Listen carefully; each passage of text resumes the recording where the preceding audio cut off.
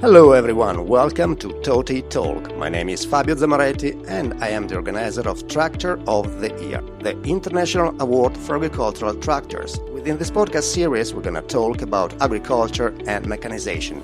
And today we're going to talk with Noel Dunne, professional journalist from Ireland, machinery editor of Irish Farmer Monthly. Hello Noel, how are you doing today? Well, a very good afternoon, Fabio, and how are you? Pretty fine, thank you. Just to warm up a little, can you give us a little introduction about yourself and about your media? Yes, my name once again is Noel Dunne from the Irish Farmers Monthly, based in Dublin. I'm the machinery editor of a specialist publication which goes directly to the top producing tillage farmers, dairy farmers and beef farmers and sheep farmers in Ireland. We are 50 years in business and looking forward to celebrating it this year. We're once again a very specialist direct mail publication, and our aim is to produce and provide quality editorial to our readers on a monthly basis. Okay, thank you, Noel. And the first question for you will be about technologies, new technologies. And I'm talking about robot, autonomous driving, digitalization, and precision farming. So based on your professional experience, could you give us a general overview from your perspective? Yes, actually, the Irish market itself is predominantly controlled by the dairy beef industry. So that's our big go-to factor, which also drives basically the kind of machines that are actually bought on farm. If you go back to 30 years ago on the Irish market, particularly for tractors, just before we go on to automatization, particularly on tractors, 30 years ago, the average horsepower of a tractor on farms in Ireland was 90 horsepower. Today, it's 120 plus. So it's dramatically gone up increase. What's driving that up? Because the dairy industry is looking for a tractor with more horsepower to do more work, because the dairy farmer is also could be a tillage farmer. Just to give you a small stat before I move, that in Ireland it would not be common, wouldn't be unusual, shall I say, to be milking 135 to 200, 300, 400 cows and have maybe 200 acres of tillage. So what you need is a tractor that is going to go that'll be in the field and on the dairy farm. Autonomization is quite interesting. From the Irish market, I can't see it anytime soon becoming anywhere relevant in this country. But what is going to become very relevant in the country is that we operate in this country under a thing called TAMS, which is called Targeted Agricultural Modernisation Schemes, where farmers are grant-aided to put up solar panels on top of old farm buildings. They are also for precision agriculture, for tillage. Everything is, should I say, grant aided. So you buy a piece of kit, it gets fitted for TAMS, and you get a grant between 40 and 60% for that particular product. That is not, that tractors are not included, forage harvesters are not included, or combines, but other parts of tillage equipment like fertilizer spreaders, like cultivators, like drills. So basically what's happening now is farmers, the factor of getting the grant is driving them more into high-end technology pieces of kit. So no longer it's going standard, it's going to high-end precision farming, because precision farming in Ireland is very much a big buzzword now, because of the labour, because of getting more out of the land, becoming more cost-effective should I say, with the increase in inputs like fertilizers and sprays. Everything is all about precision. So precision farming is the buzzword in Ireland at the moment. But just flipping back to the original point, which is automatization of tractors, I don't feel it's going to be around this country for quite a while. What is going to happen, and TAMS is helping us, with solar panels going on roofs, there's going to be, should I say, extra electricity available on farms. So dairy farmers are telling me now that if electric tractors start coming into play, if the likes of telehandlers come into play, and there is some there at the moment that are electric, because tractors are used in dairy farms in the mornings, they're used in the evenings for feeding. Telehandlers use those point in time to link into the grid, to get that, to have electrification.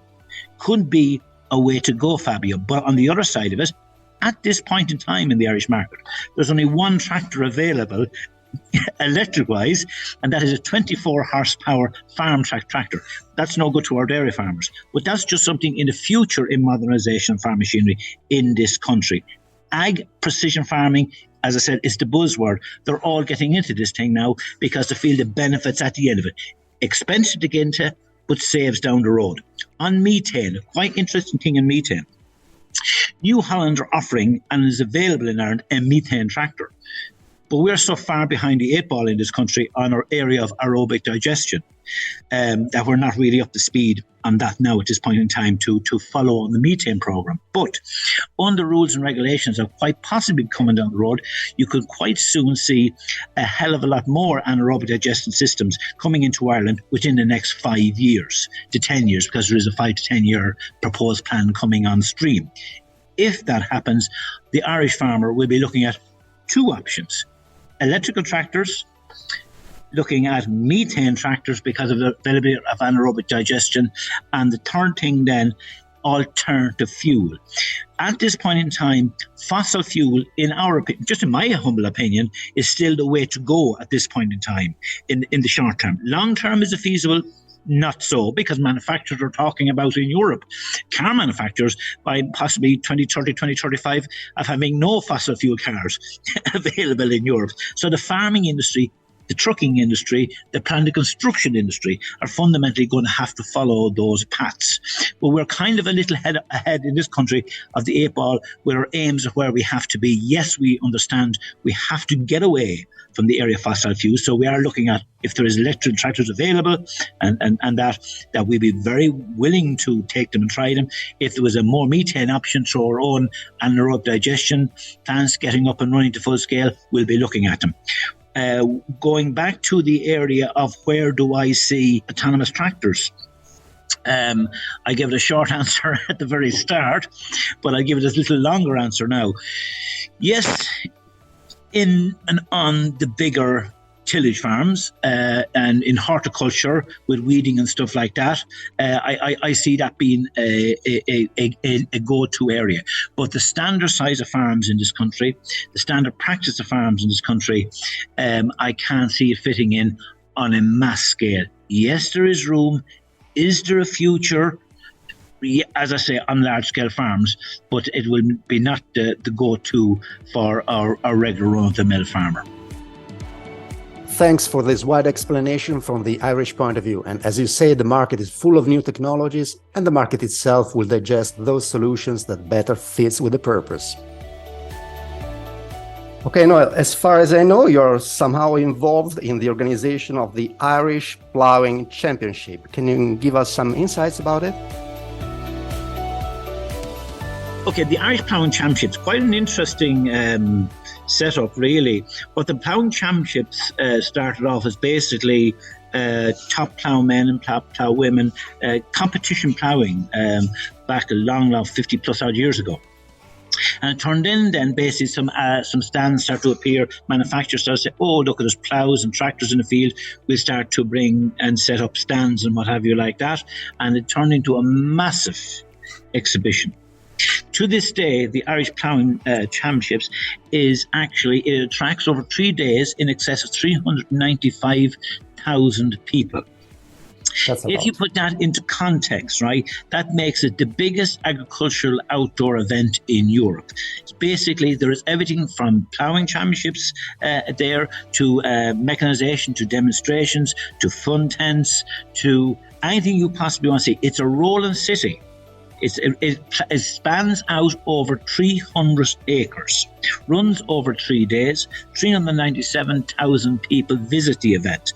And last year, we hosted the World Plowing Championships, which seen 26 countries represented there, which was phenomenal. So that made it a 4-day event. Over that 4-day event, the best plough people in the world were ploughing in Ireland. That is a very important thing. And at the end of the day, when you see those people out there competing for world honours, it is absolutely phenomenal. But one of the big things about it is, and the big thing about the show and the exhibition itself, is the fact that it pulls a massive rural and urban, it pulls the urban divide. We have a lot of people that knows nothing about farming, comes to this event, and it's a celebration of Irish agriculture, because to see livestock, to see ploughing, to see entertainment, to see how people live in rural Ireland, and it's a great bridge builder. And I was speaking to some people from Holland, I spoke from Portugal, I spoke to people from South Africa, and they all said there really is nothing like this, because how can you get so many people to attend a 3-day event just basically to wander around and see machinery and see things happening. And it's very unique in the world to have something like that. All right, Noel, big numbers for the Irish Plowing Championship, which really sounds interesting and entertaining at the same time. We are now at the end of this episode, so thank you very much indeed to Noel Dunne, machinery editor of Irish Farmers Monthly.